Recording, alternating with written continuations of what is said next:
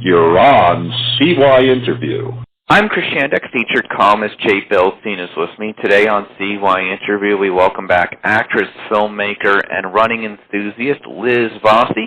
In these challenging times for the world, we wanted to revisit her documentary, The Human Race, which is available to watch on Amazon Prime Video and a variety of other streaming platforms. Liz, thanks for being back with us on CYInterview. How are you? I'm doing really well. How are you guys doing? Oh, I'm great. I know Jay's doing well also. I just want to say before we move into things, really enjoyed keeping up with you on social media since we had you back in March. Oh, well, thank you. I'm kind of a blabbermouth on social media, but I feel like I read a statistic that, God, I'm trying to remember. I think something like 30% of the people were going through lockdown alone. And so I started something called Chatter Day, where everybody just comes and talks on Saturdays, and we check in with each other, because I thought I'm going through this with my husband, and I don't know what I'd be doing if I were alone through this. So I think we all just sort of have to reach out and have compassion for each other right now, you know? Oh, no denying that. So just one thing that I'm going to throw out to Jay. I know he's going to have a lot of great things to talk with you about. With everything going on in the world with the coronavirus pandemic, many people don't feel safe about going to a gym right now. At this point, I think that running seems like a great possible physical activity to take up, being that it's outside and not in an enclosed area. Thoughts? I completely agree. I mean, I'm lucky enough that I have a treadmill, and I've been using that, and I've also been exercising outdoors, and I think it's a great alternative right now. In fact, a lot of people have been writing me because they've seen the documentary, and they said, I've now taken up running as my form of exercise during this time, because I can go out, I can be alone, I can be socially distanced, and it seems to be kind of a lifesaver, because anybody that's used to physical activity wants to keep that up. And anybody that's not used to physical activity, it's incredibly cathartic during this frustrating time, so I highly recommend it. Jay? I was chuckling to myself, Liz, when you said to Chris Blabbermouth. For some reason, I had like a honeymooner's flashback of Jackie Gleason saying to Alice, "You're such a blabbermouth." And by the way, I'm giving that reference, and I'm sure 70% of our audience will be like, honeymooners? Jackie Gleason? Blabbermouth? What's this fossil talking about? Oh, God, straight to the moon. Who doesn't know Straight that? to the moon, Alice. That's right. That's right. Well, they don't know what they should. Well, one of the and that gives us a very good segue, because hopefully one day we'll actually have you back as an actor, because your resume is so incredible, so long, so storied, so many different things. But today you're here as director, producer, and runner. But hopefully one day you'll be able to come back and talk about your acting career. That said, I remember at the beginning of your just absolutely fantastic and motivational documentary, The Human Race, you talked briefly about the loss of your mother and turning 40, and how you kind of relied on or leaned on running to help move forward. And I wondered if, to our audience, you could kind of talk about that, specifically in the face of the coronavirus pandemic, and how that might help. Well, I'm finding that from a lot of people that I'm talking to, and even from my own experience, this is certainly nothing new that I'm saying. A lot of people are comparing what we're going through now to the grief process. We all are grieving the way that life used to be, which is completely and totally understandable. And for a lot of people that have been through the grief process, losing somebody they love, they're finding this to be kind of a moment it's sort of a minefield, you know, because it's bringing up a lot of loss in people's lives. And so, me included, you know, I'm feeling some of these feelings, and it is very reminiscent of what I went through after my mom. After I lost my mom, which was the biggest loss I've gone through in my life, running helped me because, first of all, it allowed me to have a schedule, which was so important. I would wake up and I would go running, and it became sort of my friend, for lack of a better way to express it. But also, you know, we go through the entire grieving process, and one of the big things is anger, and one of the best ways to deal with anger, I think, is physical activity, and it's in such a benign way, and it's good for you. So not just physically, but mentally. So I'm finding that a lot of people I know are writing me now saying they're taking up running for the first time because it's helping them deal with myriad emotions, which is completely understandable. And I know that a lot of counselors are highly recommending it right now, too. Socially distanced, of course. So socially distanced from, like, for example, I am currently training at home because where I am, I don't feel like I can kind of get out there and necessarily either be socially distanced or will everybody have a mask on and so forth. Thankfully, I actually years ago spoke at the beginning of a pretty big 10K.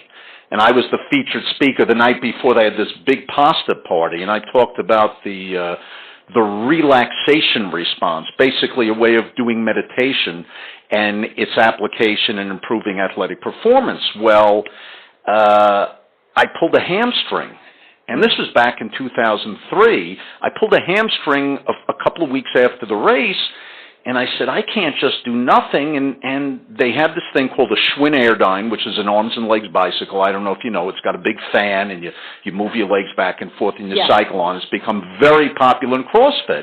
And I bought it on the time to have an alternative, and it was just sitting in my garage gym gathering dust, and all of a sudden coronavirus hit, and I'm like, guess what's coming out? And so it got dusted off and put up on the terrace. And I've been using that kind of like a madman. So I think there's always a way we can find something to do, hopefully. I mean, even people at home could probably do, you know, based on their physical conditions, things like burpees or whatever, get their heart rate up, get the endorphins flowing. Oh, I think you can always find a way. I mean, I talked about, I wrote a movie during this lockdown. I wrote a feature, and it's been getting some attention. The script is making its way, and it sounds like it might just get made, and it'll get made partially in a different country. And I was talking about it to my husband. I said, oh, I'd have to quarantine. I'd go to this country, I'd quarantine for 2 weeks. And one of my first thoughts, and one of his too, is, oh God, what would I do physically if I'm stuck in a hotel room? And I had to start thinking about it. I thought, well, I'd jump rope. I would do videos. Because I would go crazy not being able to do something physical. But you can find a way, you know. You can. You absolutely can. I'll give you something that is so deceptively tough after a while. Just stand up, and then just get down on the ground and lie down, and then stand up, and then get back down on the ground and lie down, and then stand up, and just keep doing it. You don't have to rush it. Just keep doing it. After a while, you'll be like, you know, this really isn't that easy. I'm kind of huffing and puffing. I mean, it's like you said, there's a lot that can be done. Yeah. And I have to say something. It doesn't surprise me at all. Your trajectory in terms of, you said you just wrote this feature. You are really an excellent director. The human race just flows so well. I remember in the beginning of it, I think it was Catherine Switzer. Mm-hmm. The first woman to run the Boston Marathon, I guess at the time you did this. This was shot, 2 years ago in 2018? Yes. Yeah. Okay, so she had run the Boston Marathon, I want to say, like around 1968 or some such. Mm-hmm. I guess she must be around 73 years old now. She certainly doesn't look it. What phenomenal condition she's in. And she was talking in the beginning of it, and I think her dad said something to her like, you don't want to cheer for other people, you want people to cheer for you, so instead of becoming a cheerleader, she went out for field hockey. And it got me to thinking right now where we are in the coronavirus, is there a message there about being active rather than being passive in the direction in which we take our own lives, even in the face of adversity? Wow, that's an incredible question. First of all, I give mad love to her father for being so progressive in his thinking at that time. Because for any man to look at his daughter and say, don't go out for cheerleading, have people cheer for you, I mean, it gave me chills when you just said it. It gave me chills when she told me that. What a wonderful message for a father to give his daughter. So he should be applauded. But also, you know, now I think it's really important that one thing we've lost is a feeling of control. We are out of control because we cannot control the virus. It's in charge. We can deal with it. We can find ways to deal with it. But I think personally a lot of people taking control of their health is incredibly helpful. My sister started a walking program for the first time when all this started, and she started walking around her neighborhood very early in the morning. She lives in the South. It's so humid, and she also wants to be alone, while she does it. And it's raised her confidence because suddenly she feels like she's taking control of her health, and I think that couldn't be more important right now. I think obviously physically it's important, but I think also mentally we just need to feel like we have a tiny modicum of control, and that's one thing we can control is our own behavior. And it seems to be helping a lot of people I know and a lot of people that are writing me and telling me that they're starting for the first time. Have you had the opportunity, Liz, to speak with the alumni of the human race and kind of chat with them about how they're doing during this pandemic? I've chatted with a lot of them. Catherine Switzer is actually in New Zealand. She lived there for part of the year. So good for her. I know. Can I get a ticket? I said, look, I've lost both my parents. Adopt me. Just adopt me, and I'll live in your garage because I love her. I love Roger, her husband. My husband loves them both. I said, we're not large people. We'll just live in your garage. She's doing really well. And she's an incredible human being. I stay in touch with her because I was and remain a fan in every way. In every way she's extraordinary as an athlete. She's doubly as extraordinary as a human being. So I love that woman. I've also been in touch with Helene. Helene was the one that ran across every single state. Absolutely. Didn't she have at one point, did she run naked with the American flag painted on her or something? As you do.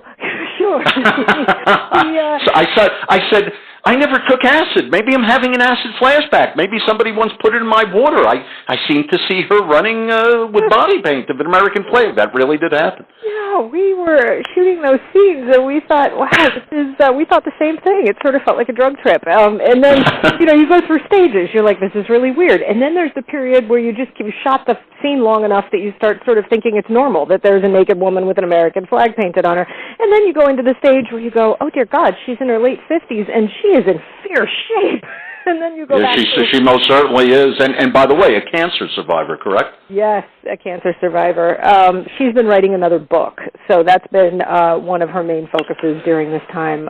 She's writing another book about her travels, because since the documentary, she ran across Alaska and she ran across Hawaii.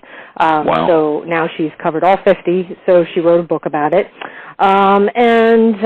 Mike is doing really well in Idaho. He's still running. Debbie Voiles in Florida is doing something interesting with her group Run Tampa.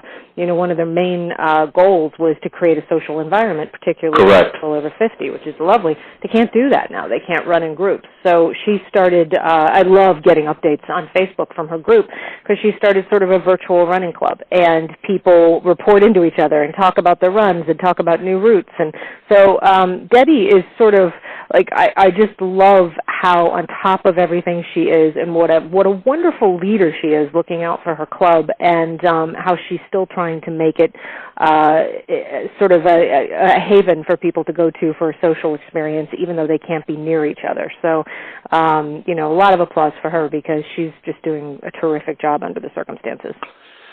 I believe that your documentary right now can really serve to give people a lot of hope about gaining control of their lives even in adverse circumstances, because, I mean, by the way, I'm thinking about with Catherine Switzer.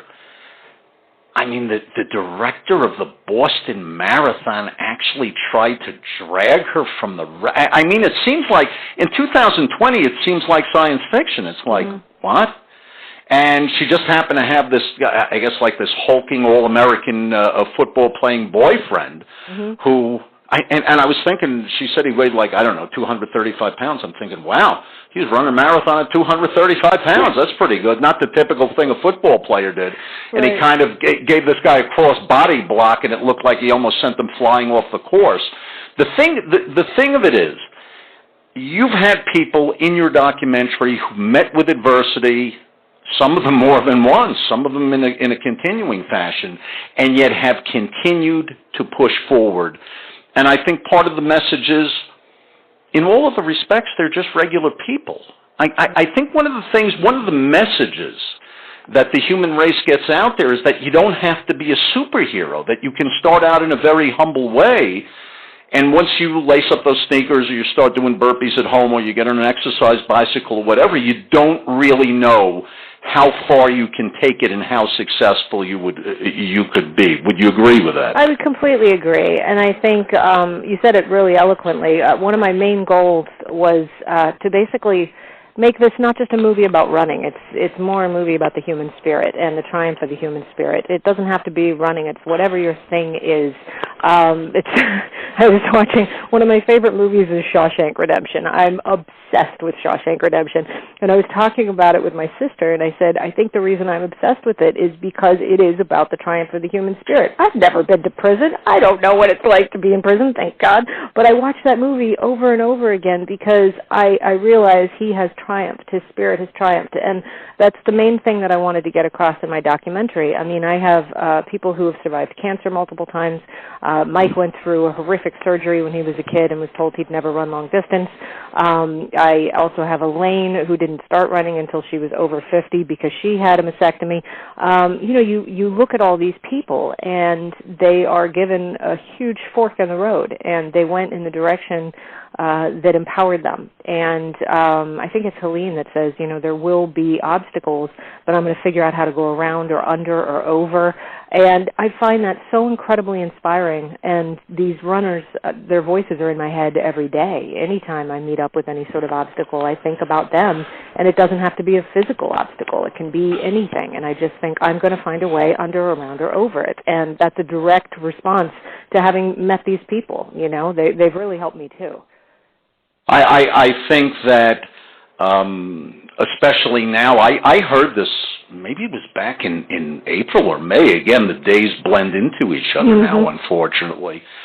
But somebody coined the phrase the COVID-15, how, almost like the freshman 15 in college, how people were gaining, I don't know if they were gaining 15 pounds, but I've been reading online a lot of people, put on some weight and all, and now might be the time for people, again, progressively, with the sign-off of a physician if they need it. It doesn't mean they have to go into a doctor's office. There's telemedicine. They can get on Zoom or, whatever with their doctor, get clearance for either running or some kind of movement, because I think our health is being persecuted in a different way now, that I think we're becoming more sedentary than ever. And so I think that perhaps your documentary the human race can really step up right now and motivate people to at least get moving and take control of their lives in some way. Absolutely, and I think, we're dealing with a global pandemic that people don't understand as much as they should. Nobody does. I mean, we keep hearing all this information about how it spread, what it does, how long it lasts. And again, I think one thing we can control is making ourselves as healthy as humanly possible, so that if, God forbid, we get it, maybe we can fight back, It's one of the things one of the doctors talks about in the documentary. He talks about having a reservoir of health, and he said, people that have been running are taking care of themselves, eating right, exercising, that if something catastrophic does happen, there is a reservoir of health for them to fall back on, meaning that if somebody unhealthy has a heart attack, their response after that heart attack will most likely be a lot different than somebody's response if they've been taking care of themselves for years and years and years. So I think it's a perfect opportunity for people to start taking care of themselves and getting in the best condition humanly possible. And Lord knows, we all have more time now, so we can do it. We can definitely do it. And again, it doesn't have to be a marathon. It can be just starting to walk around the block, Doing anything is better than doing nothing. 100%. Liz, where can people find the human race? What are the best platforms for them to go to? When they hear this interview, they say, I've got to see this. Where should they go? Amazon is the easiest, and also it's on iTunes. It's on 30 different platforms, but Amazon's probably the easiest one and the most well-known. But you could just type in the Human Race documentary, and it'll take you everywhere. You can also get the DVD, the Blu-ray. It's everywhere. It is definitely findable. All you got to do is... Any chance for the human race, too? I've definitely thought about it. I've also, right now I'm developing a documentary series that is it's more about empowering young girls. So I'm sort of concentrating on that. But there's definitely a chance because a lot of runners wanted to be in the first one, and unfortunately I just ran out of time. And also people have contacted me afterwards asking if maybe there's a human race too because they'd like to be in it. These people want to be seen, and they should be.